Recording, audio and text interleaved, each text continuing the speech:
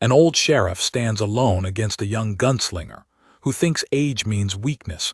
Three war-hardened sons receive word their father was beaten in the street, but some wounds run deeper than pride, and some debts can only be paid in full.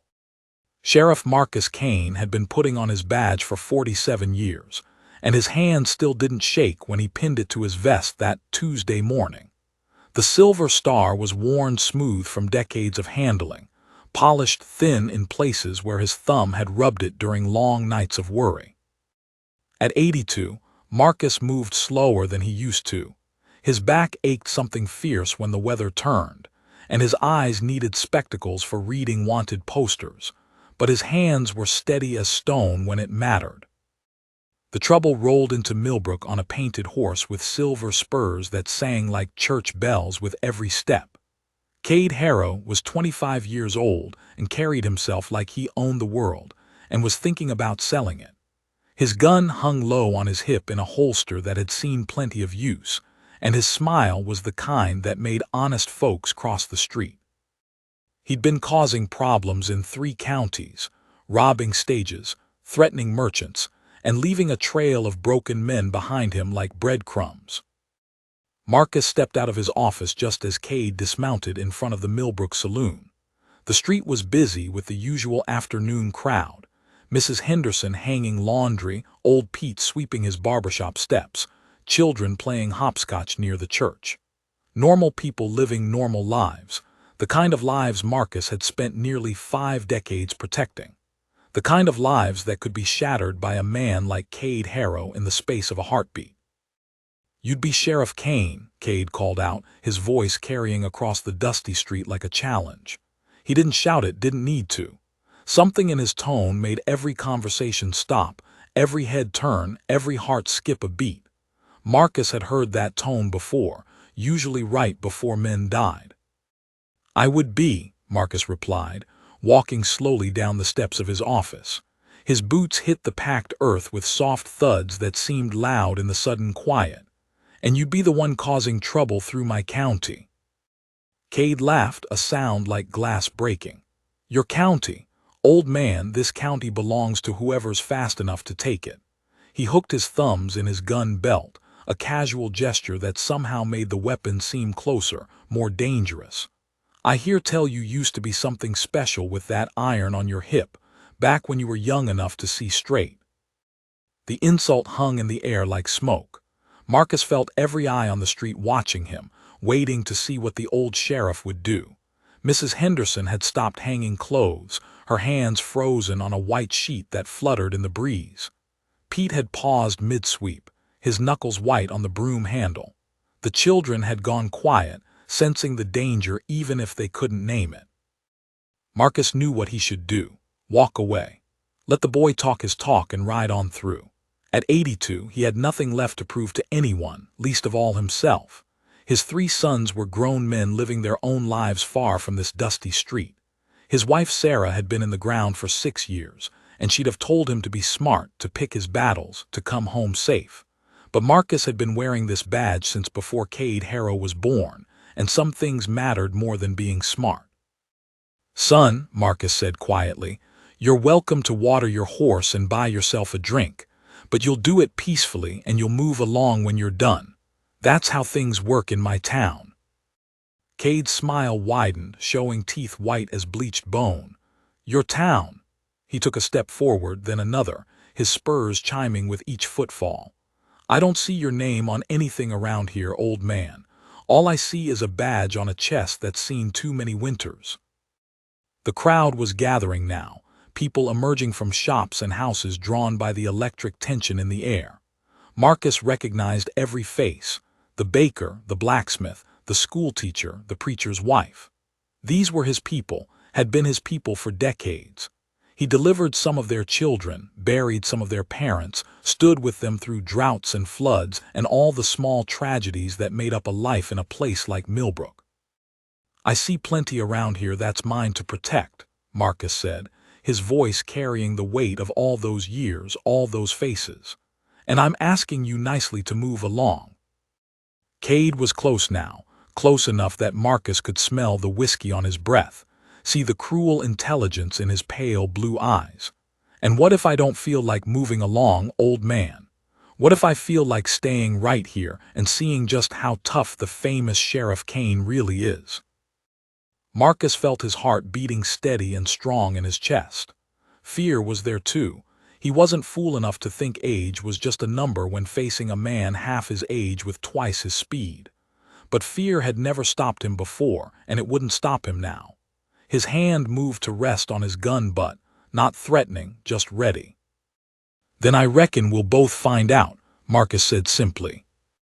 What happened next took less than 3 seconds, but would replay in the minds of everyone who saw it for the rest of their lives. Cade's hand flashed toward his gun with the speed of a striking snake. Marcus drew too, muscle memory, and 47 years of practice guiding his movements. For one impossible moment, it looked like the old sheriff might actually clear leather first. Then Marcus's arthritis betrayed him. His fingers, which had drawn smooth as silk 10,000 times before, cramped just as his gun cleared the holster. The weapon tumbled from his grip, hitting the dirt with a dull thud that sounded like thunder in the silence. Cade's gun was already pointing at Marcus's chest, hammer cocked, finger on the trigger. The young man's smile was triumphant, cruel, and utterly without mercy. But instead of pulling the trigger, he did something worse. He holstered his weapon with a flourish and pulled the bullwhip from his saddle. "Well, well," Cade drawled, letting the whip uncoil in the dust. "Looks like the famous Sheriff Kane ain't what he used to be. Might be time for a lesson in respect." The first lash caught Marcus across the chest, tearing through his shirt and drawing a line of blood. The old man staggered but didn't fall, didn't cry out, didn't give Cade the satisfaction of seeing him break. The second lash wrapped around his legs, sending him to his knees in the dirt. The third caught him across the back, and this time Marcus couldn't hold back a grunt of pain. "Stop it," Mrs. Henderson screamed from across the street. "Leave him alone." But nobody moved to help. What could they do? They were shopkeepers and farmers, not gunfighters. They had families to protect, lives to live. Marcus understood that, even as the fourth lash opened a cut on his cheek that sent blood dripping into the dust. Cade worked the whip with practiced ease, each strike calculated to hurt without killing, to humiliate without ending the show too quickly. And all the while he talked, his voice conversational, almost friendly. "This is what happens when old men forget their place. This is what happens when you think a badge makes you bulletproof." Marcus took 7 lashes before he finally collapsed face first in the dirt of Main Street, his blood mixing with the dust to make mud. His badge had been torn loose and lay beside him, reflecting the afternoon sun like a fallen star. The crowd stood in shocked silence, unable to believe what they'd just witnessed. Sheriff Marcus Kane, the man who'd kept their town safe for nearly half a century, beaten like a dog in front of everyone. Cade coiled his whip and hung it back on his saddle, then knelt beside the fallen sheriff. He picked up the badge, examined it for a moment, then dropped it on Marcus's back where it landed with a soft clink. "Next time someone asks who runs this county," Cade said to the crowd, his voice carrying clear and cold, "you tell them it ain't some broken-down old fool who can't even draw his gun." He mounted his horse with easy grace, tipped his hat to Mrs. Henderson, and rode slowly out of town, his spurs singing a mocking tune with every step. It took 10 minutes before anyone dared approach the sheriff. Doc Henley was the first, kneeling in the bloody dust to check for broken bones and serious wounds. Marcus was alive, conscious, and trying to sit up despite the doctor's protests. "Easy there, Marcus," Doc Henley said gently. "You took some hard licks." Marcus accepted the help getting to his feet, swaying slightly as the world spun around him.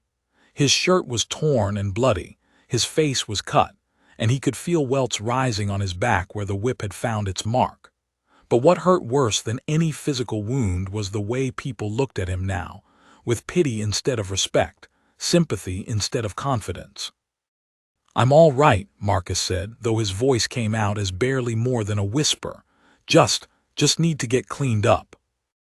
Mrs. Henderson had crossed the street and picked up his badge, pressing it into his trembling hands. "Sheriff Kane, I'm so sorry. We should have done something."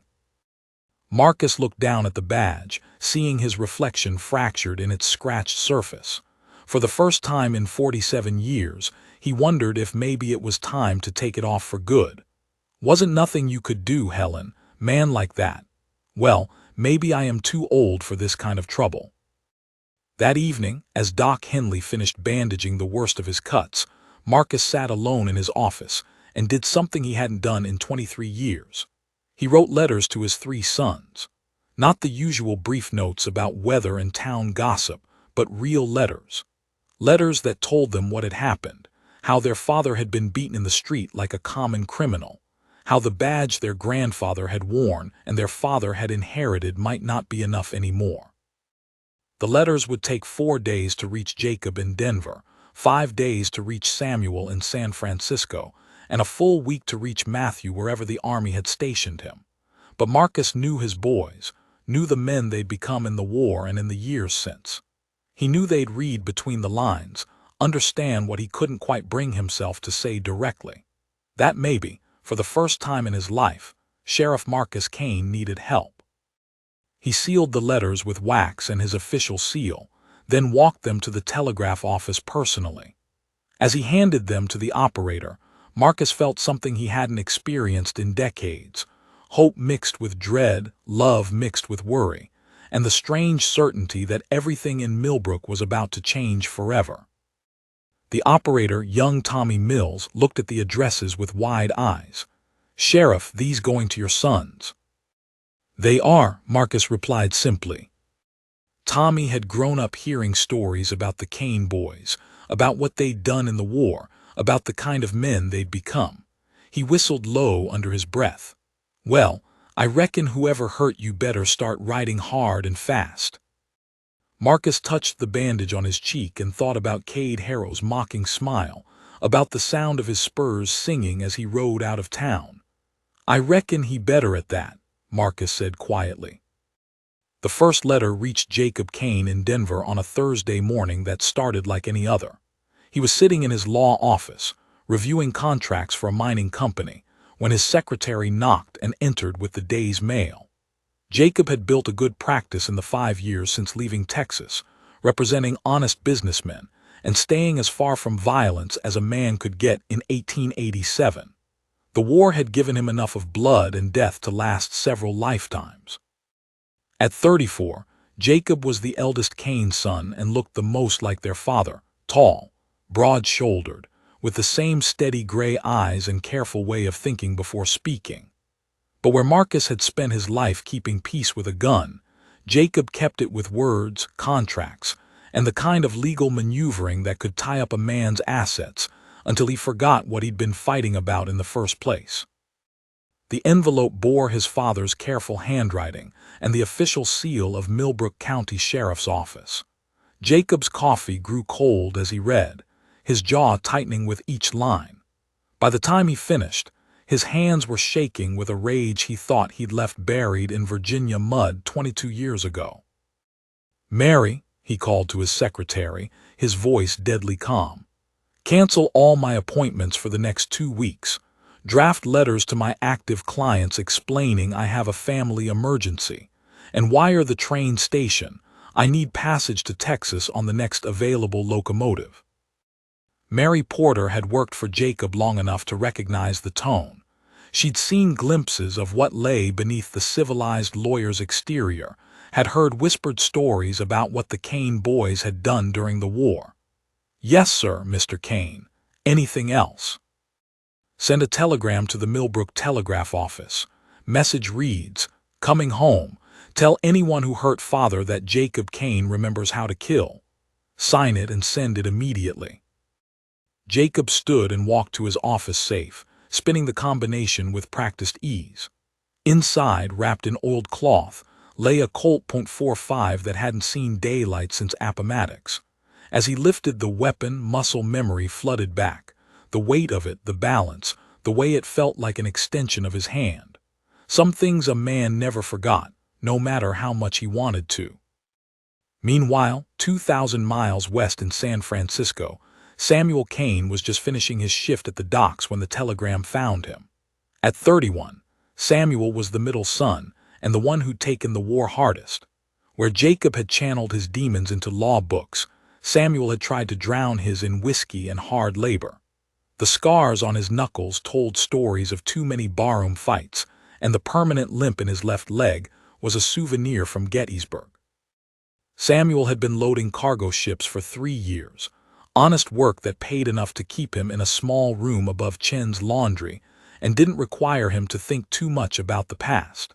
His hands were scarred and calloused, his back was strong from hauling crates, and most nights he was tired enough to sleep without dreaming about dead boys in blue and gray uniforms. The telegraph operator found him sitting on a dock piling, sharing a bottle of cheap whiskey with Mickey O'Malley and watching the sun set over the bay. The telegram was brief, forwarded from the main Western Union office, but it hit Samuel like a cannonball to the chest. "Jesus, Mary, and Joseph," Mickey said, reading over Samuel's shoulder. "Someone hurt your pa." Samuel read the telegram 3 times, his vision blurring with fury and something that might have been tears. In his mind, he could see Marcus as he'd been when Samuel left home, strong, proud, the kind of man who'd never backed down from anything or anyone. The idea of someone beating his father, humiliating him in front of the whole town, made Samuel's blood boil with a heat he hadn't felt since the war. "Mickey," Samuel said, standing up so fast the whiskey bottle tumbled into the bay, "I need to borrow money for train fare." "How much you need, lad?" "Enough to get to Texas. And Mickey," Samuel's voice carried an edge that made the Irishman step back, "if I don't come back you can have whatever's in my room, won't be needing it anymore." Samuel walked away from the docks that night and never looked back. By morning, he was on a train heading east, carrying nothing but the clothes on his back and a Bowie knife that had opened more throats than he cared to remember. In his coat pocket was a return telegram he'd sent to Millbrook. "On my way. Tell father his middle boy remembers how to hurt people." The third letter took the longest to reach its destination, because Captain Matthew Kane was in the field with his cavalry unit, chasing Apache raiders through the mountains of Arizona Territory. At 28, Matthew was the youngest Kane son and the only one who'd stayed in uniform after the war. Where his brothers had tried to forget the things they'd learned about killing, Matthew had embraced them, becoming one of the Army's most effective and most feared Indian fighters. Matthew Kane was built lean and hard like a wolf, with sun-weathered skin and eyes the color of winter ice. His men respected him because he was fair, followed him because he was smart, and feared him because when the killing started, Captain Kane became something that wasn't entirely human anymore. The Apache had a name for him in their language that translated roughly to ghost who walks in blood, and they'd learned to avoid his patrol whenever possible. When the telegraph finally caught up with his unit at Fort Defiance, Matthew was interrogating a captured Apache scout about recent raids. The message was brief, forwarded through 3 different Army posts, but it contained enough information to make Matthew's blood run cold. Someone had hurt his father. Someone had humiliated the man who'd taught Matthew everything he knew about honor, duty, and standing up for what was right. "Sergeant Mills," Matthew called to his second-in-command, "you're in charge of the patrol. I'm taking emergency leave." "Sir, for how long?" Matthew was already walking toward the telegraph office to send his reply. "However long it takes to bury some people." The return telegram Matthew sent was the briefest of the 3. "Coming. Tell father the war isn't over yet. Tell everyone else to start praying." By Saturday afternoon, 3 days after the beating, word had spread through Millbrook that the Kane boys were coming home. The news traveled faster than wildfire, passed from person to person in hushed conversations over store counters and whispered exchanges in church pews. Most folks remembered the brothers as young men who'd ridden off to war 25 years ago. Few remembered exactly what they'd become during those 4 bloody years, or what they might still be capable of. Mrs. Henderson was hanging laundry when she saw Doc Henley hurrying down Main Street toward the sheriff's office, his medical bag bouncing against his leg with each step. She dropped the sheet she'd been hanging and followed, gathering a small crowd of concerned neighbors as she went. They found Marcus sitting on the steps of his office, staring down the empty street toward the spot where Cade Harrow had beaten him 3 days earlier. The bandages on his face were clean, but the bruises had deepened to ugly shades of purple and yellow. More concerning was the look in his eyes, distant, haunted, like a man who'd seen his own mortality and didn't much like the view. "Marcus," Doc Henley said gently, settling onto the step beside his old friend, "how are you feeling today?" "Like an old fool who should have hung up his badge years ago," Marcus replied without looking away from the street. "Helen tells me my boys are coming home." "That's what we heard," Mrs. Henderson said, wringing her hands nervously. "Marcus, maybe you should talk to them when they get here. Tell them to let this go. That man who hurt you, he's probably long gone by now." Marcus finally looked at her, and the expression in his eyes made her step back. "Cade Harrow ain't gone, Helen. Boys like him don't run from fights, they look for them. He'll be back, probably with friends this time. And when he comes—" Marcus touched the badge on his chest, the silver star that Cade had torn loose and dropped in the dirt. "Well, I reckon this town's about to see what my sons learned in the war." As if summoned by his words, the sound of hoofbeats echoed from the south end of town. Everyone turned to look, expecting to see Cade Harrow returning to finish what he'd started. Instead, they saw a lone rider approaching at a steady gallop, his horse lathered with sweat and his clothes dusty from hard travel.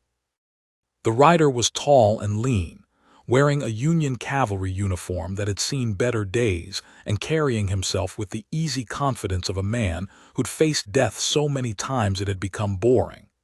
As he drew closer, Mrs. Henderson gasped and pressed her hand to her mouth. "Sweet Lord in heaven," she whispered, "is that little Matthew Kane?" It was Matthew, though there was nothing little about him anymore. 25 years of war and Indian fighting had carved away everything soft, leaving behind something that looked like it had been forged from steel and hunger. He dismounted in front of the sheriff's office with fluid grace, his spurs ringing against the wooden steps as he climbed them. "Hello, Pa," Matthew said simply, as if he'd been gone for a weekend instead of 6 years. Marcus stood slowly, wincing as his bruised ribs protested, and looked at his youngest son with a mixture of pride and apprehension. Matthew had always been the most dangerous of the 3 boys, even as a child. War had only sharpened those edges until they could cut glass. "Matthew," Marcus said, reaching out to clasp his son's hand, "you got here faster than I expected." "Rode hard and changed horses twice." Matthew's ice-blue eyes took in every detail of his father's injuries with the practiced assessment of a man who'd seen plenty of violence. "Who did this to you?" "Boy named Cade Harrow, young gunslinger with more skill than sense and a mean streak wide as the Rio Grande." Marcus hesitated, then continued. "Son, I don't want you boys getting mixed up in this. I can handle my own problems." Matthew's smile was thin and cold as winter morning. "Pa, you raised us to believe that family takes care of family. You taught us that a man's word is his bond and his honor is worth more than his life.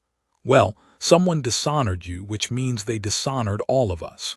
He adjusted his gun belt, a casual gesture that somehow managed to seem threatening. "Where's this Cade Harrow now?" "Don't know for certain.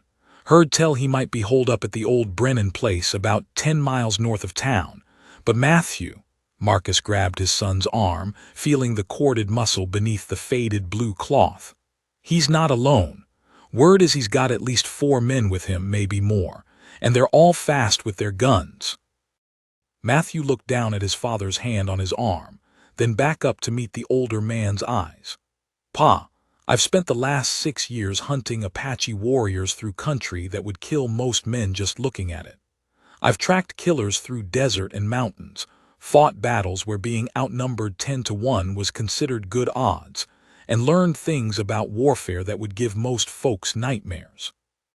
His voice was calm, conversational, but there was something underneath it that made everyone listening take a step back. 5 men with guns don't scare me much anymore. Before Marcus could respond, another horse approached from the east. This rider was different, well-dressed, mounted on a fine bay gelding, and carrying himself with the controlled elegance of a man who fought his battles with words rather than bullets. But there was something in the set of his shoulders, the way his hand rested near his coat, that suggested Jacob Kane hadn't entirely forgotten the lessons of war. "Jacob," Marcus called out, relief evident in his voice. "You made good time from Denver." Jacob dismounted and tied his horse to the hitching post with precise, economical movements. He changed clothes since leaving his law office, trading his business suit for trail wear and a long coat that concealed the gun he now wore. At first glance, he still looked like a lawyer. At second glance, something predatory flickered behind his careful eyes. "Father," Jacob said, embracing Marcus carefully to avoid his injuries, "I came as soon as I got your letter." He turned to Matthew, and the 2 brothers clasped hands briefly. "Matthew, still playing soldier, I see." "Still playing lawyer, I see," Matthew replied with the ghost of a smile, "though I notice you're armed now." "Some situations require a different kind of negotiation," Jacob said.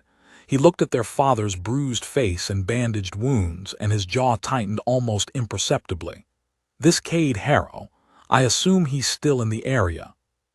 "Far as we know," Marcus said. "Boys, I appreciate you coming, but—" "But nothing," a new voice interrupted. All heads turned toward the south end of town, where a third rider was approaching. This one moved differently than his brothers, looser, more casual, but with the coiled tension of a man who expected trouble and wasn't particularly worried about finding it. Samuel Kane looked like he'd been through hell and decided to stay for the scenery. His clothes were wrinkled from train travel, his face was stubbled with 3 days' growth of beard, and his eyes held the flat, dangerous look of a man who'd already decided that someone was going to die before this was over. "Samuel," Marcus said, his voice thick with emotion, "son, you didn't need to come all this way." Samuel dismounted and walked up the steps, moving with the careful gait of a man whose left leg had been shattered by Confederate grape shot and never quite healed right.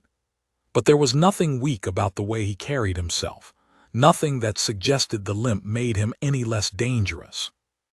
"Someone hurt my pa," Samuel said simply. "Course I came." He looked at his brothers, taking in Matthew's uniform and Jacob's carefully controlled demeanor. "Good, we're all here."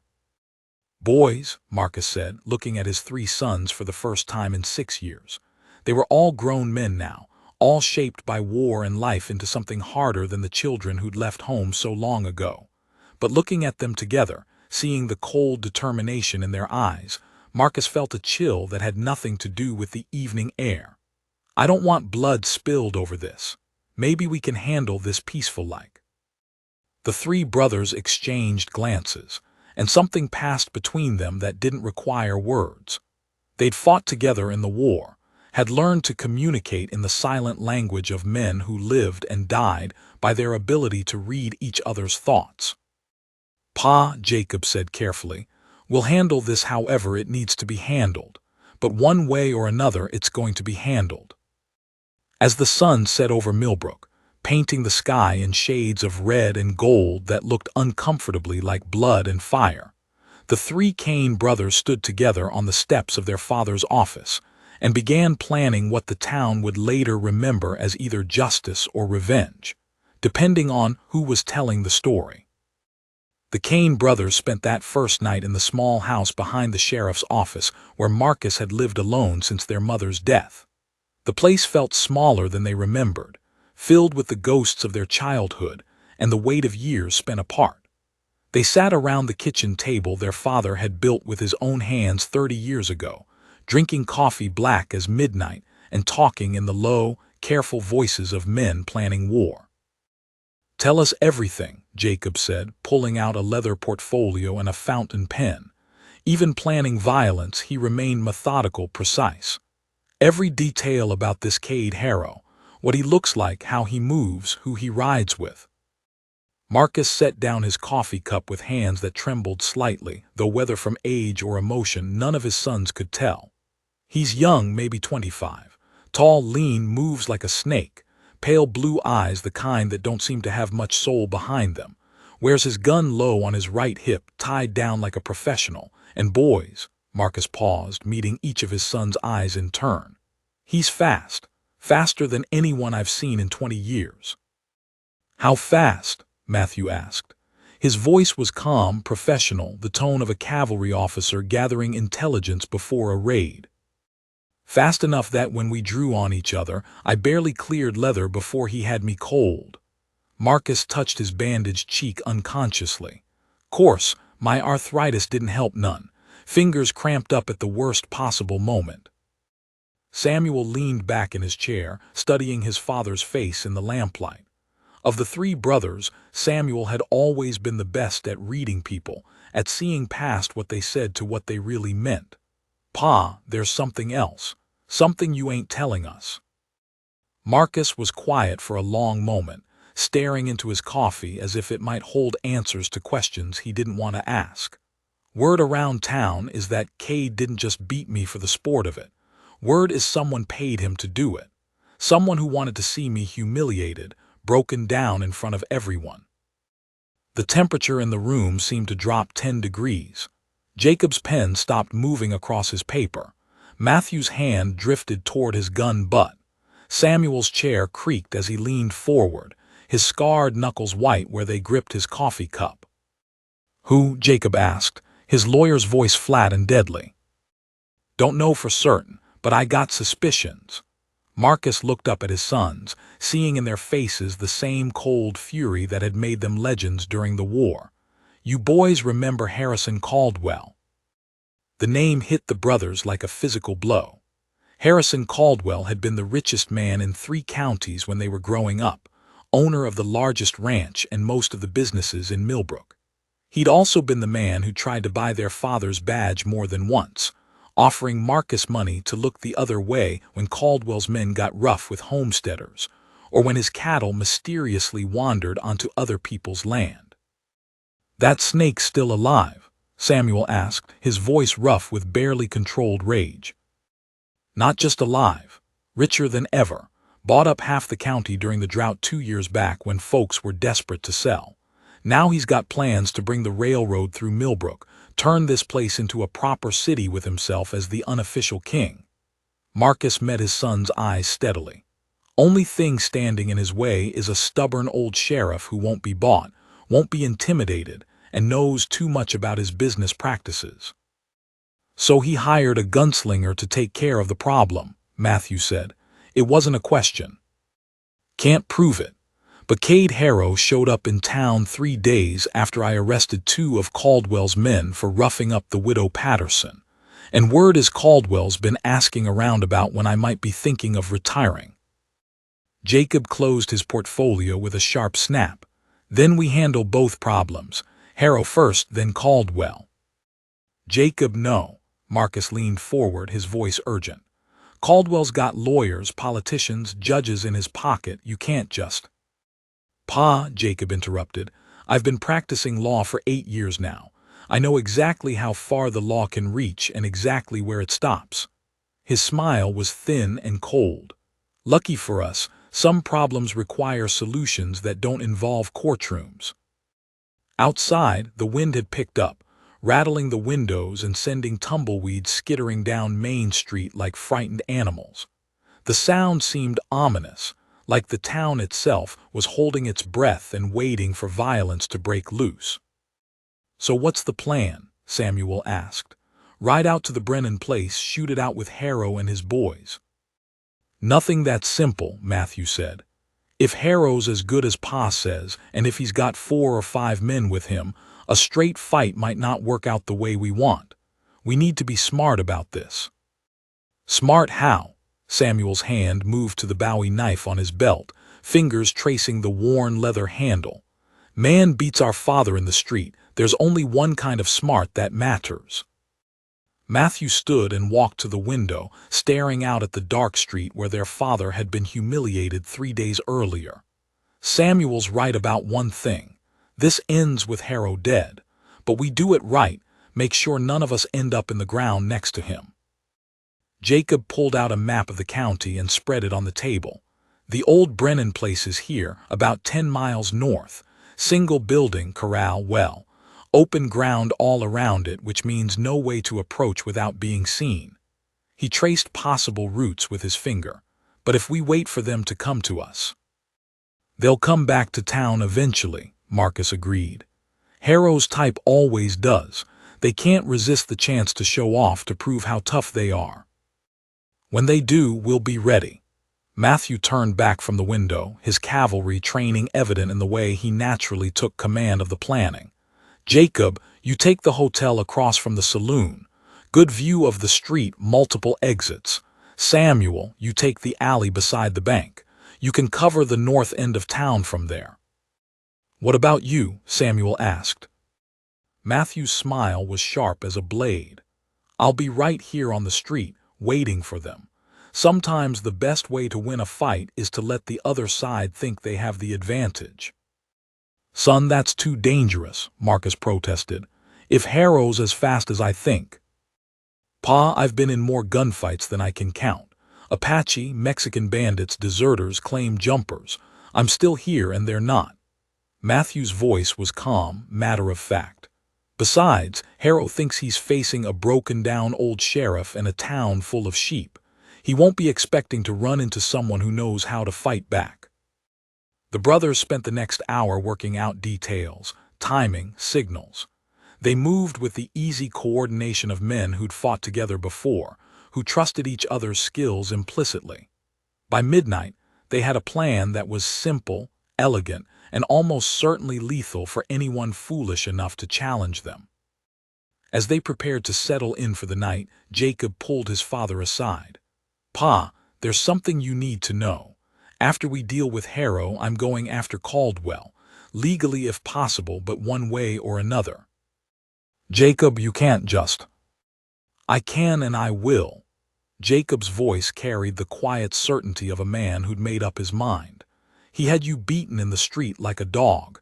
He tried to destroy everything you've spent your life building. That requires an answer.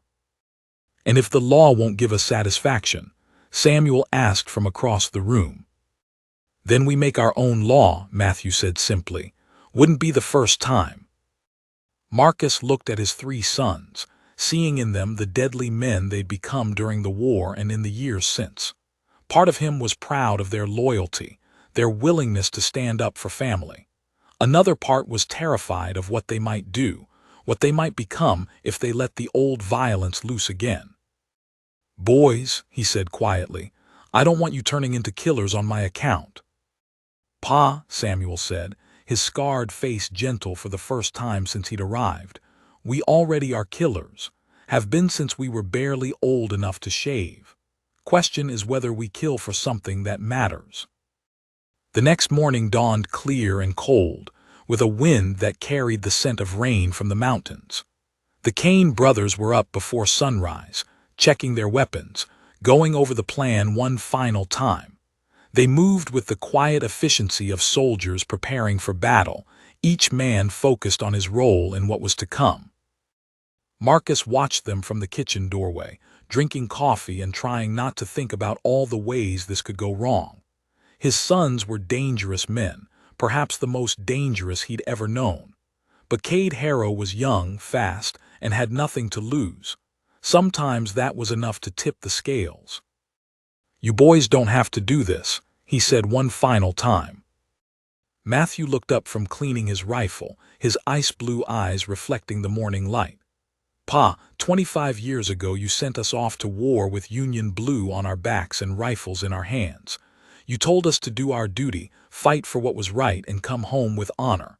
Well, this is our duty now. This is what's right, and we aim to finish it with honor. Or die trying, Samuel added cheerfully, testing the edge of his Bowie knife against his thumb. Jacob holstered his pistol and adjusted his coat. Either way, by sunset tonight, This town will know that nobody hurts a cane without paying the price. By 9 o'clock, word had spread through Millbrook that the Kane boys were back and looking for trouble. Shops closed early, families kept their children inside, and the streets emptied as if a plague had come to town. Everyone could feel it in the air, the electric tension that preceded violence, the sense that ordinary life was about to be shattered by forces beyond anyone's control. Mrs. Henderson watched from her window as the three brothers took their positions. Jacob disappeared into the hotel with a rifle case slung over his shoulder. Samuel melted into the shadows of the alley like smoke. Matthew stood alone in the middle of Main Street, thumbs hooked in his gun belt, waiting with the patience of a man who'd learned that death came to those who rushed toward it. At exactly 10:30, the sound of hoofbeats echoed from the south end of town. Cade Harrow was coming back to Millbrook, just as they'd known he would. But this time, he wouldn't be facing a broken-down old sheriff armed with nothing but pride and a badge. This time, he'd be facing the Kane brothers, and the Kane brothers had come home to settle accounts. They came into town like riders of the apocalypse, 5 men on horseback with dust clouds trailing behind them and guns glinting in the morning sun. Cade Harrow led the group, sitting tall in his saddle with the easy confidence of a man who'd never met his match. Behind him rode 4 of the meanest-looking desperados that had ever darkened Millbrook streets, men with dead eyes and quick hands who'd sold their souls so long ago they'd forgotten what conscience felt like. Matthew Kane stood motionless in the center of Main Street, his cavalry uniform crisp despite the early hour, his hand resting casually near his gun butt. To anyone watching, he looked relaxed, almost bored. But those who knew how to read the signs saw the subtle tension in his shoulders, the way his weight was balanced on the balls of his feet, ready to move in any direction at the first sign of trouble. Cade pulled his horse to stop 20 feet away, his pale blue eyes taking in this unexpected obstacle. He'd expected to find the same broken-down old sheriff and frightened townspeople he'd left behind 3 days ago. Instead, he found a lean, dangerous-looking man in a blue uniform who watched him with the cold assessment of a predator sizing up potential prey. "Well, well," Cade said, his voice carrying the same mocking tone he'd used when beating Marcus Kane. "Don't believe I know you, friend. You new in town." "Not new," Matthew replied, his voice calm and conversational. "Just been away for a while. Heard someone's been causing trouble in my father's town." The words hit Cade like a physical blow. His easy smile faltered for just a moment as the implication sank in. "Your father's town. Don't suppose you'd be one of Sheriff Kane's boys." "I would be, Matthew Kane, late of the 3rd Colorado Cavalry." Matthew's voice never changed tone, but somehow it seemed to grow colder. "Heard tell you put hands on my father. That true?" Cade's smile returned, wider and crueler than before. Old man had it coming. Seems like age caught up with his gun hand. He gestured to his companions. "Boys, looks like we got ourselves another Kane to educate." The 4 men behind Cade spread out slightly, their hands moving toward their weapons. But something about Matthew's stillness, his complete lack of fear in the face of 5-to-1 odds, made them hesitate. This wasn't how town folk usually reacted when facing down armed men. "Here's how this is going to work," Matthew said, his voice carrying clearly in the morning air. "You're going to apologize to my father for what you did. Then you're going to ride out of this county and never come back. Do that, and maybe you live to see another sunset." Cade laughed, a harsh sound like breaking glass. "Boy, I don't know what kind of reputation you think you got, but there's 5 of us and 1 of you. Even if you're fast as lightning, the math don't work in your favor." Matthew's smile was thin as a knife blade. "Funny thing about math, sometimes it lies." That's when Jacob's rifle spoke from the hotel window across the street. The shot was perfectly placed, taking the man on Cade's far left clean off his horse before he could even clear leather. The gunman hit the dirt with a wet thud and didn't move again. Before the echo of the first shot had faded, Samuel emerged from the alley like death itself, his Bowie knife flashing in the morning sun. The desperado on Cade's right had just enough time to turn toward this new threat before Samuel's blade opened his throat from ear to ear. The man toppled sideways from his saddle, blood spraying across the dusty street. In less than 3 seconds, 5 men had become 3, and the survivors were just beginning to understand how badly they'd miscalculated. "Still like the math?" Matthew asked conversationally. Cade's face had gone pale, but his hand was already moving toward his gun. He was fast, faster than anyone Matthew had ever seen. The young gunslinger's weapon cleared leather with the speed of a striking snake, hammer cocking as it rose toward Matthew's chest. But Matthew Kane had been killing men since he was 16 years old, and 6 years of fighting Apache warriors had taught him that sometimes being first mattered more than being fastest. His own gun was already in motion before Cade had fully committed to his draw, rising with the smooth precision of long practice and deadly experience. 2 shots rang out almost simultaneously, the reports echoing off the buildings like thunder. Cade's bullet passed through the space where Matthew had been standing a heartbeat earlier, the cavalry officer having shifted left with the fluid grace of a man who'd learned to dance with death. Matthew's shot took Cade's center mass, the heavy .45 slug punching through the young gunslinger's chest and spinning him halfway around in his saddle. Cade looked down at the spreading red stain on his shirt with something like surprise, as if he couldn't quite believe what had just happened.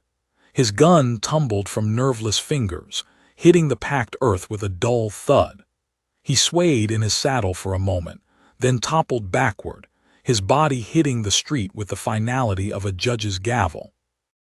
The 2 remaining desperados found themselves facing 3 armed men who just demonstrated exactly why the Kane brothers had survived 4 years of civil war and everything that came after. One of them, a scarred man with a gray beard, had enough sense to slowly raise his hands above his head. "Don't shoot," he said, his voice cracking with fear. "I ain't looking for no fight with you boys." The other man, younger and stupider, decided to try his luck. His hand flashed toward his gun with desperate speed, but Samuel was already moving. The Bowie knife left the middle Kane brother's hand in a silver arc, spinning end over end across the 20 feet that separated them. The blade took the desperado in the chest with enough force to knock him clean off his horse, pinning him to the ground like a butterfly in a collection. The gray-bearded man looked at his dead companions, then at the 3 Kane brothers, and made the smartest decision of his life. "I'm riding out," he announced. "Riding out and never coming back. You got my word on that." "See that you do," Matthew said, holstering his weapon with casual ease.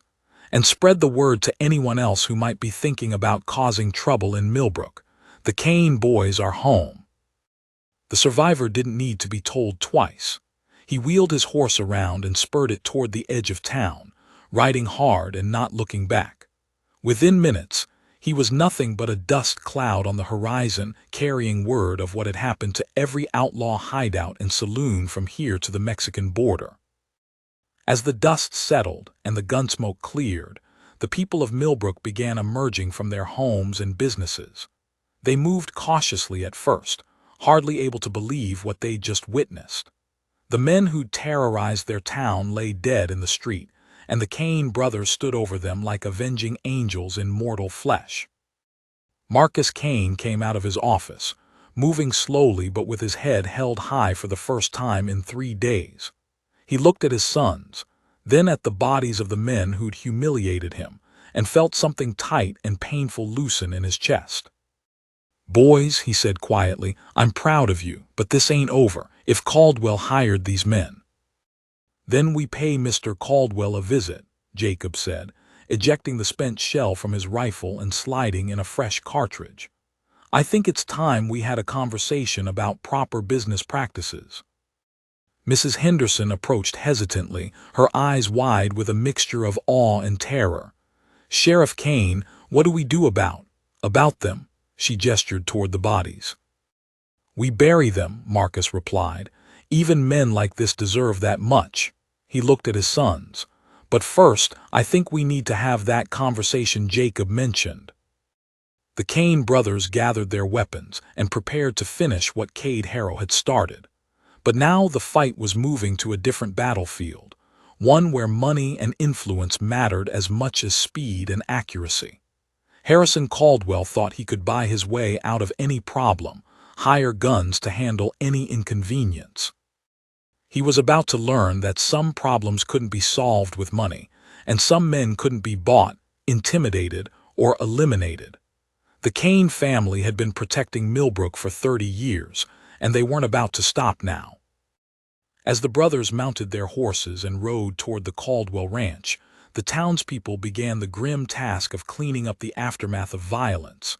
But there was something different in the air now, something that hadn't been there since before the beating. Hope, pride, the knowledge that when evil came calling, there were still good men willing to stand up and fight back. The Cain boys were home and Millbrook was safe again, at least for now. But 20 miles north of town, in a mansion that had been built with blood money and maintained with bribes, Harrison Caldwell was receiving word of what had happened to his hired guns. And Harrison Caldwell was not a man who accepted defeat gracefully. The war for Millbrook's soul was just beginning, and the next battle would be fought with weapons more dangerous than guns, money, politics, and the kind of corruption that could destroy a town as surely as any army. The Cain brothers had won the first engagement. Whether they could win the war remained to be seen. The Caldwell Ranch sprawled across 10,000 acres of the best grazing land in 3 counties, its boundaries marked by white-painted fences that stretched toward the horizon like declarations of ownership. The main house sat on a rise overlooking it all, a massive Victorian mansion that had been hauled piece by piece from San Francisco and assembled by craftsmen who'd been paid to forget where the money came from.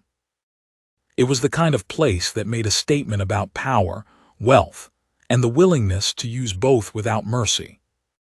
Harrison Caldwell stood on the wraparound porch of that mansion, gripping the ornate railing with hands that trembled slightly despite his efforts to control them. He was 63 years old, silver-haired and distinguished, the kind of man who'd learned long ago that money could buy everything that mattered: politicians, judges, newspapers, and when necessary, the kind of men who solved problems with lead and steel. Behind him, through the tall windows, his study lay in ruins. Overturned furniture, scattered papers, broken glass, the aftermath of the rage that had consumed him when word arrived about what had happened to Cade Harrow and his men. $5,000 and 4 men dead, all because he'd underestimated the lengths to which Marcus Cain's sons would go to protect their family honor. Mr. Caldwell, the voice belonged to Thomas Brennan, his ranch foreman and the closest thing to a friend that a man like Caldwell could claim. Brennan was tough, competent, and had been with Caldwell long enough to understand that some questions were never asked and some orders were never questioned. The boys are asking what you want them to do. Caldwell didn't turn around. His eyes remained fixed on the distant road that led toward Millbrook, watching for dust clouds that might herald the arrival of 3 men who'd just proven they were more dangerous than he'd given them credit for. How many men do we have on the ranch right now? Counting the regular hands and the special employees, maybe 30, all armed, all loyal. Brennan paused, then added carefully, "But Mr. Caldwell, if you're thinking what I think you're thinking, those Cain boys ain't like the usual troublemakers. Word is they cut through Harrow's bunch like a scythe through wheat." "I know exactly what they are," Caldwell said, his voice carrying the cold fury of a man who'd built an empire through carefully controlled violence and wasn't about to let 3 war veterans tear it down. "They're relics, Thomas. Ghosts from a war that ended 22 years ago, clinging to ideas about honor and justice that went out of style before they were old enough to shave." "Maybe so, sir, but dead relics can still pull triggers." Caldwell finally turned, his pale gray eyes reflecting the morning light like chips of ice. "Then we make sure they don't get the chance. Send riders to every ranch in the county that owes me favors. Call in every debt, every obligation. I want 50 men here by sunset, armed and ready for whatever comes next." "You really think they'll come here?" "Oh, they'll come." Caldwell's smile was thin and predatory. Men like the Kane brothers can't help themselves. They think this is about justice, about family honor. They don't understand that this is about business, about the future of this entire territory. He gestured toward the sprawling ranch, the oil derricks visible in the distance, the railroad survey stakes that marked where the new line would run. "I've spent 30 years building this empire, Thomas. I'm not about to let 3 sanctimonious fools tear it down, because they can't, except that their time is over." Meanwhile, the Kane brothers were approaching the ranch at a steady pace, their horses' hooves raising small clouds of dust that drifted away on the morning breeze. They rode in formation without conscious thought, Matthew in the center, Jacob to his left, Samuel to his right, the same way they'd ridden into a dozen battles during the war. "Big place," Samuel observed, taking in the white fences, the cattle grazing in distant pastures, the oil derricks that dotted the landscape like mechanical vultures. "Man's done well for himself." "Blood money," Jacob said flatly. "Every acre bought with stolen land, every building paid for with money extorted from honest folks who couldn't fight back." His lawyer's mind was already cataloging potential evidence, building the case he'd present when this was over. "Question is whether we handle this legal or we handle it the way we handled Harrow," Matthew finished. "Depends on how reasonable Mr. Caldwell wants to be." As they crested the final hill before the ranch house, all 3 brothers pulled up short. The mansion was impressive enough, but it was the men gathered around it that caught their attention. Cowboys, drifters, gunfighters, at least 40 armed men taking positions around the house and outbuildings like an army preparing for siege. "Well," Samuel said conversationally, "looks like Mr. Caldwell ain't planning on being reasonable." 40 men, Matthew counted, his cavalry training automatically assessing the defensive positions. Maybe more. Good cover, interlocking fields of fire, high ground advantage. He paused, then smiled with grim humor. "Course, we've faced worse odds." "Not lately," Jacob pointed out. "Details," Samuel said, checking his weapons one final time. "Question is, do we ride in peaceful like and see if we can talk our way through this, or do we assume it's going to end badly and plan accordingly?" Before anyone could answer, a rider emerged from the ranch and approached them at a gallop. It was Thomas Brennan, riding under a white flag tied to a rifle barrel, the universal symbol of parley. He pulled up 20 yards away, close enough to talk but far enough to run if things went sideways. "You'd be the Kane brothers," Brennan called out. "Mr. Caldwell would like to have a word with you." "Would he now?" Matthew replied. "That's mighty civilized of him, considering he just called out what looks like half the county to help with the conversation." "Mr. Caldwell is a careful man. Recent events have made him more careful than usual." Brennan's eyes moved from brother to brother, taking in their weapons, their positioning, the way they sat their horses like men who expected trouble. "He's prepared to discuss terms." "What kind of terms?" Jacob asked, his lawyer's instincts coming to the fore. "The kind that might keep everyone from ending up dead before supper time," Brennan replied bluntly. "You boys proved your point in town, showed everyone that the Kane family ain't to be trifled with. But this," he gestured toward the ranch house and its defenders, "this is a different kind of fight altogether." The brothers exchanged glances, communicating in the wordless language they'd developed during 4 years of war. After a moment, Matthew nodded. "We'll hear what he has to say, but we ride in together, we stay armed, and if this turns into a trap, a lot of people are going to die." "Understood," Brennan said. "Follow me." They rode toward the mansion in tense silence, acutely aware of the dozens of rifle barrels tracking their movement. The defenders had taken good positions, behind water troughs, in the hayloft of the barn, on the roof of the house itself. It was the kind of setup that could turn a conversation into a massacre in the space of a heartbeat. Harrison Caldwell waited for them on the front porch, flanked by 4 of his most trusted men. He was impeccably dressed despite the early hour, his silver hair perfectly groomed, his manner calm and controlled.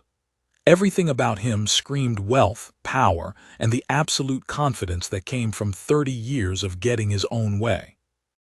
"Gentlemen," Caldwell said as they dismounted and approached the porch, "welcome to my home. I trust you'll forgive the precautions. Recent events have made me somewhat cautious about unexpected visitors." "Mr. Caldwell," Jacob said formally, taking the lead as the eldest brother, "we've come to discuss certain business arrangements you may have made recently, specifically your relationship with a man named Cade Harrow." Caldwell's expression didn't change, but something flickered behind his eyes. "I'm afraid I don't know anyone by that name, though I did hear about some unfortunate violence in town this morning. Terrible business, men dying in the street like that." "Terrible for them," Samuel said flatly. "Course, men who beat old folks tend to come to bad ends eventually." "Indeed," Caldwell's smile was cold as winter morning, "though I understand the altercation between Mr. Harrow and your father was a matter of personal honor, nothing to do with business." "Funny thing about personal honor," Matthew said, his voice carrying the same deadly calm he'd used before killing Cade Harrow. "It has a way of becoming other people's business real quick." Caldwell studied the 3 brothers, taking in their weapons, their stance, the way they positioned themselves to cover each other while keeping escape routes open. These weren't the frightened farmers or broken-down drifters he was used to dealing with. These were killers, professional and experienced, the kind of men who'd learned their trade in the furnace of civil war. "Perhaps we should speak plainly," Caldwell said finally. "Your father is a relic, gentleman. A good man, I'm sure, but a man whose time has passed. This territory is changing, growing, becoming something bigger than small-town sheriffs and frontier justice. The railroad is coming through Millbrook, bringing progress, prosperity, opportunities for men with vision." "And what does that have to do with hiring gunfighters to beat up old men?" Jacob asked. "Change requires adjustments. Some people embrace the future, profit from it. Others cling to the past and find themselves swept aside." Caldwell's voice carried the absolute certainty of a man who'd never doubted his own righteousness. "Your father could have been part of that future. I offered him opportunities, chances to be more than just a small-town lawman. He chose to stand in the way of progress instead." "So you decided to remove the obstacle," Matthew said. "It wasn't a question." "I decided to demonstrate that the old ways, the old men, couldn't protect anyone anymore. That people needed to look to the future, to leaders with vision and resources." Caldwell gestured toward the mansion, the ranch, the visible symbols of his wealth and power. "I built all this, gentlemen.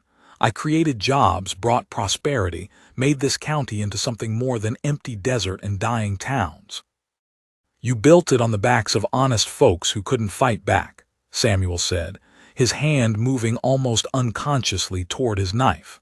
"You built it with money stolen from people who trusted you." "I built it with vision and determination," Caldwell shot back, his composure finally cracking slightly.